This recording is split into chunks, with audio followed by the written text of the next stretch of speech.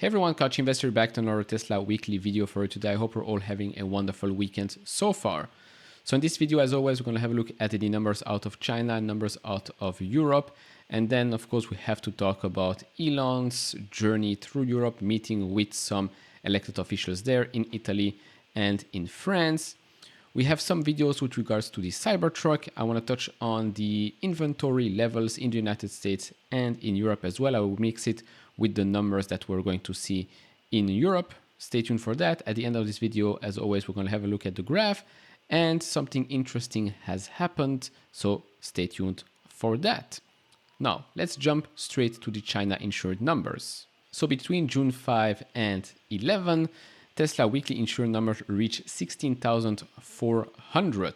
Now, before we jump and look at the trend, we can see here the China luxury auto brands based on the insured numbers that we got. We can see number one spot is Tesla, number two, Mercedes, and number three is Audi. Now, if we look at the month of May for the China new electric vehicle productions, this is the top 10. So number one, Tesla Model Y, then you have 2 and 3 and 4 is BYD. Number 5 is Tesla Model 3, and then we have BYD again. And well, number 9 and 10 is BYD as well. So BYD basically dominating the top 10. Not surprising since, well, they have vehicles that are in various price ranges. Now, staying in Asia, and this is very exciting because, well, Model S and Model X is finally in Korea. Now, as for the China numbers, we're going to look at the trend here. So as you can see, currently we are on track to reach a record quarter in China. Now, of course, this all depends on how the next couple of weeks will look like. But if, let's say, we stay on the same rate as last week for the next 3 weeks, we will be reaching a record quarter, reaching 157,000. But even if we can't stay as high as we were last week, we can still achieve a record quarter, so long as we get 10,000 vehicles every week for the remaining 3 weeks. Now, if you enjoying this type of videos so far, leave it a thumbs up, subscribe if you have not, would really appreciate that. We're trying to reach 30,000 subscribers by the end of the year. Thank you very much. And if you want to support me even further, do check out the link down in the description and in the pinned comment to get the top 10 best stocks to buy now, or go to fool.com/couchinvestor. Make sure to check out all the other links as well. Now, before we jump into Europe, this is the current state when it comes to Tesla Model 3 and Y in all countries' inventories. So as we can see, since mid-May, inventories for both 3 and Y combined have been coming down, and now we're being actually quite stable, let's say, in the last couple of weeks. But if we look at the United States, in the United States, we've seen actually Model 3 inventories rise. We actually seen finally Model Y inventories rise as well to levels that are still very, very low compared to the overall industry. Model S listings have risen a little bit, but not by much.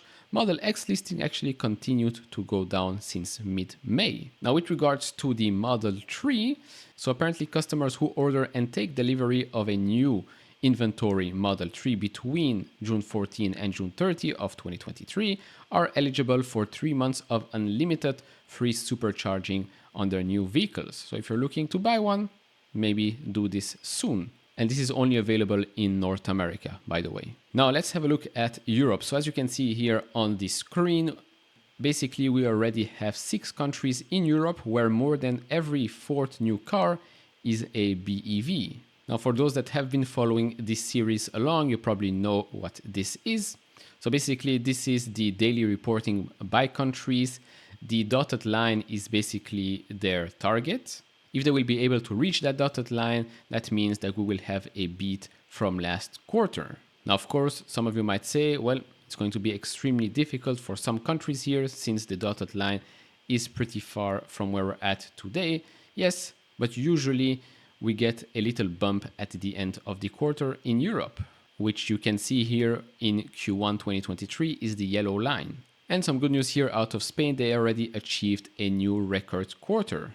As for Norway, we can see that the Model 3 has reached 40,000 registrations there and is still the most sold model in the Tesla fleet. But this will probably change very, very fast as the Model Y is closing in. You can see the color difference here, Model Y blue, Model 3, what is it, Bordeaux-ish, Model X yellow, Model S green. And for those that want to have the numbers, when that tweet was released, which was June 16th, Model Y was only 834 cars behind. Now, whether or not we will see more deliveries towards the end of this quarter remains to be seen, but Grande Torino is the last Tesla ship to arrive in Europe from Shanghai. It has passed the Suez Canal on June 15 and will arrive in Southampton about 8 days later, so June 22, which probably means that most of these cars will be next quarter deliveries. Then we have a new country reporting here. So Piloli started to report registrations in Hong Kong. And I would say that it's so far so good. Now let's talk about Elon's visits in Europe. So first up, Macron to meet Elon Musk in Paris to talk Tesla investment. Of course, by now they have already met. And we actually got this tweet and picture from Emmanuel Macron on Twitter.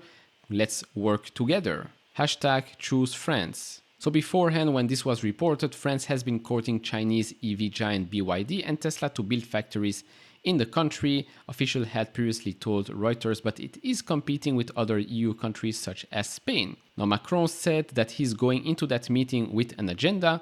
We're going to talk about artificial intelligence, in which he is involved, social media, regulation frameworks, etc., etc. And then I'll also talk to him about cars, batteries, to promote French and European attractiveness.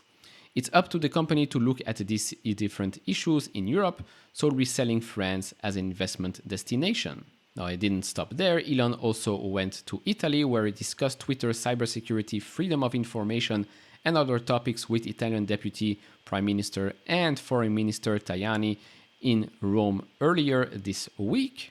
He also had an interview with Nicola Porro from the Italian TV Quarta Repubblica. And then he also met with Giorgia Meloni. She also tweeted out, "I welcome today at Palazzo Chigi," I think we pronounce it, I'm not sure, comments or correct me down in the comments below, "Elon Musk with great pleasure.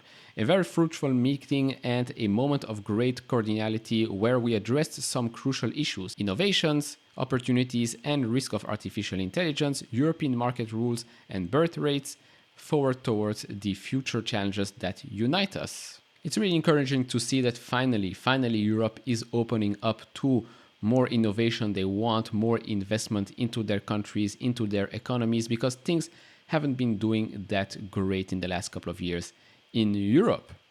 Now, where will Tesla go eventually? I don't know, but they have plenty of options out there. Now, looking at the graph. So as we can see right now, we finished the week at $260. Again, had a great week there. Funny enough, on the weekly chart, if you look at the RSI, we're still not overbought. But if I zoom out a little bit, you can see here that a long time ago, I circled here back in September of 2022. What happened there? Well, we had a little gap. And guess what?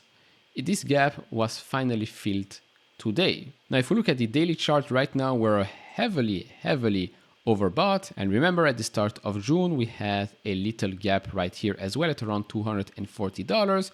So since right now we filled the gap back in end of September 2022, and we're extremely overbought right now, the market has been rallying for a while, I wouldn't be surprised if we go and revisit the 240 area soon.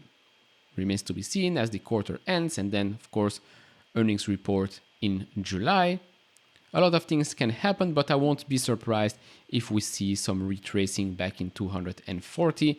Wouldn't be so bad to see the stock chill out a bit and create a base. So that will be it for this video. Of course, do share your thoughts down in the comments below. If you enjoy this type of videos, leave it a thumbs up, subscribe if you have not, and I'll see you all in the next one. Bye bye.